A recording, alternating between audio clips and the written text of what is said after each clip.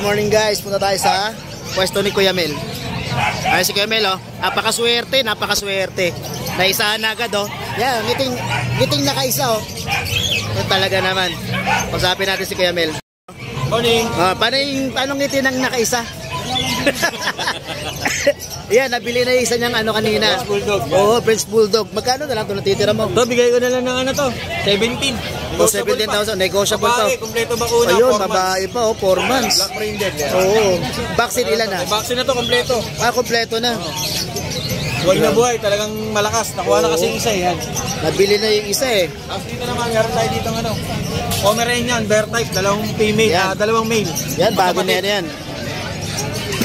Asking price ko rito, 15K. Wow. Bakuna na. Yun oh, bakuna. Ilang buwan na yan? Going 3 months. Going through. Ang kapal ng ano oh. Mga palambalayibo niyan. Grabe oh. Triple coating yan. Grabe.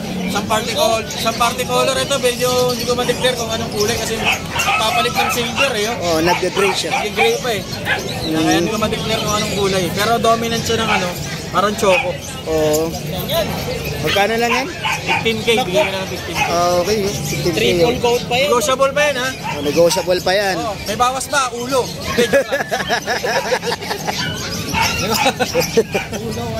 Ayan no. Balililink ko yung Facebook account yung pets ni ni Ate Fred dito. Doon na lang niyo po siya i-chat. Para na rin yung contact number ko. Contact number oh. Nagdi-deliver din to si Kuya Mel ha. Legit yan.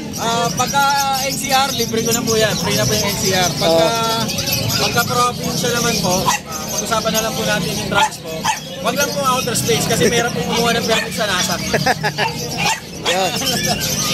Salamat Kuya Mel.